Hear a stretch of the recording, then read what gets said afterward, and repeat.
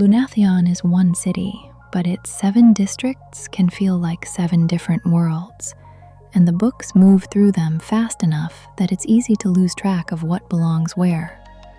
So today, we're mapping the entire Crescent City.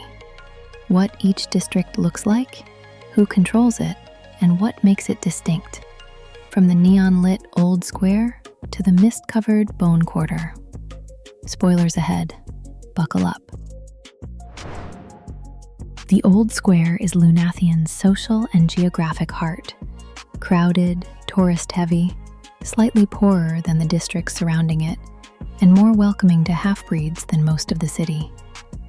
It is where Bryce Quinlan chooses to live, and where the polished hierarchy of Crescent City begins to loosen. At its center stands the Heart Gate, a 20-foot arch carved from clear quartz. A golden panel set with 7 gemstones once allowed guards to communicate across the city. Now it survives mainly as a monument and tourist attraction. On the summer solstice, sunlight passes through the quartz and fills the square with rainbows. Around it, Lunathion's old and modern identities collide. The White Raven drives the district's nightlife. Griffin Antiquities hides dangerous relics behind an ordinary storefront. 3 blocks north, Luna's Whitestone Temple faces the palm-lined Oracle's Park, where a black onyx dome houses the city's oracle. The Old Square is loud, mixed, and imperfect, but it is also the district where Lunathion feels most alive. East of the Old Square, the central business district is Lunathion's administrative and military center, and the territory of the Malakhim. Its skyline is dominated by the Comitium, 5 steel and glass towers crowned with spires. The central tower contains the governor's residence and offices.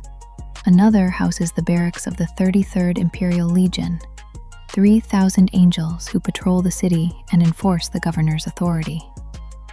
Tear-winged sword insignia appears throughout the complex. This district is built for visibility and control. Cameras cover the Comitium, while a sterile, subterranean processing center several blocks away handles arrests and interrogations. Above the 6 other district heads stands the governor of Lunathion, who also rules the CBD, making the district the command center of the city's entire political structure.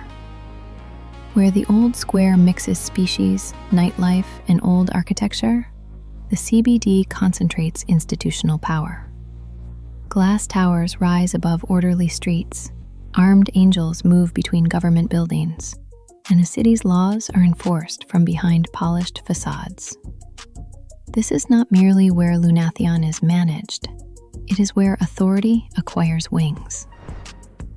Northeast of the Old Square, 5 Roses, usually called Phyro, is the territory of Lunathion's Fae and the seat of the Autumn King. Strict zoning keeps out low-end restaurants, bars, and hotels, leaving the roads quieter and discouraging tourists and anyone the Fae consider undesirable. Behind walls and hedges stand private villas, surrounded by gardens sustained through magic. Lush estates filled with plants that should not survive Lunathion's dry climate. At the district's center, the Autumn King's sprawling marble residence combines white columns and soaring atriums with hidden technology, climate control, and floor-to-ceiling glass. Nearby, the Fae archives preserve the records of a society built around bloodlines, inheritance, and fading magic. After dark, 5 Roses transforms. Its night gardens glow with moon magnolias, moon lilies, night crocuses, and star oaks, creating one of Lunathion's most beautiful public spaces. 5 Roses is elegant, green, and meticulously controlled. Its beauty is real, but so are the laws deciding who is allowed to enjoy it. Southeast of the city center, Moonwood is Lunathion's principal shifter territory and the political seat of the Velbaran Wolves. Oak trees, sprawling parks, and riverfront walkways divide palatial villas, expensive restaurants, and some of the city's best schools. Wealthy Vanir and a small number of humans live here, but the district's center of power is unmistakably lupine. The Wolves' Den occupies 10 entire city blocks. Behind iron gates set into towering limestone arches lies a vast villa built around a private wilderness of forest and grass, believed to predate Lunathion itself.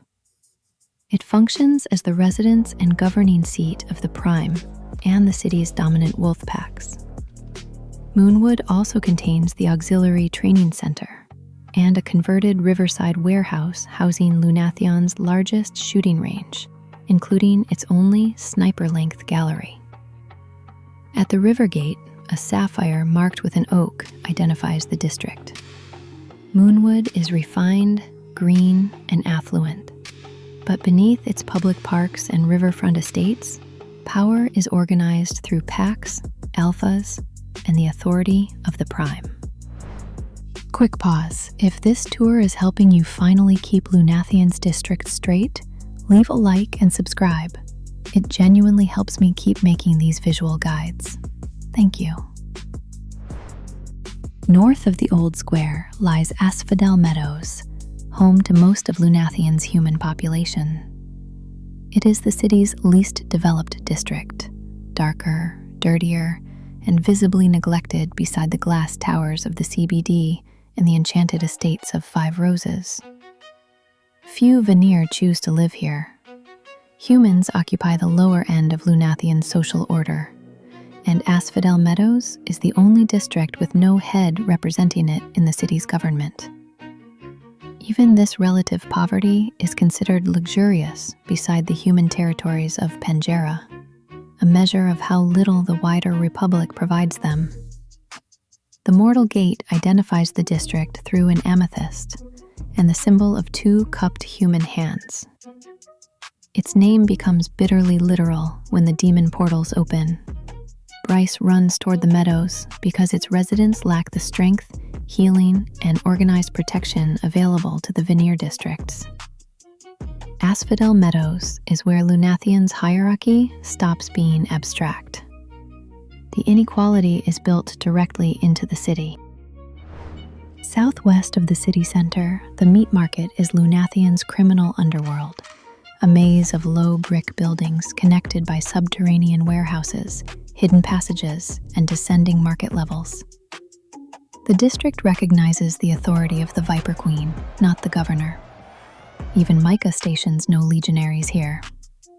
Broken streetlights are left unrepaired, permanent shadows fill the alleys, and the city's ordinary laws give way to the market's own methods of enforcement. Below ground, ramshackle stalls sell weapons, narcotics, food, magical contraband, and living bodies. 3 separate levels are devoted to trafficking flesh, mostly human. Smoke, blood, and raw magic hang in the air while predators move openly through the crowds. Over the central warehouse floor towers a stolen Pangaran temple mosaic. Death holding a scythe and hourglass, beneath the words, Memento Mori, remember that you will die. The Merchant's Gate marks the district with tiger's eye and a serpent. But the market's true monument is the Viper Queen herself, one of Lunathion's 7 heads, ruling a territory the official city prefers not to enter. Across the Eastros lies the Bone Quarter, Lunathion's final district, the mist-covered realm where the dead are believed to wait before passing through the Dead Gate. Mourners gather at the Black Dock, which cuts into the river like a dark sword. The deceased are placed aboard black boats for the sailing, while living visitors pay for passage across water as flat and gray as a mirror. The promised afterlife is described as green hills and peaceful light. The reality is dry, silent ground buried beneath fog.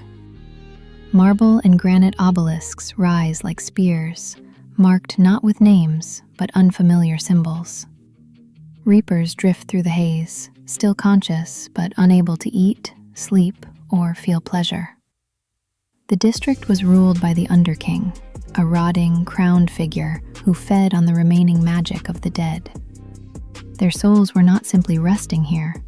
Their second light was harvested and forced through the dead gate to power the same Asteri system that consumed their first light in life. The Bone Quarter completes Lunathion's machinery.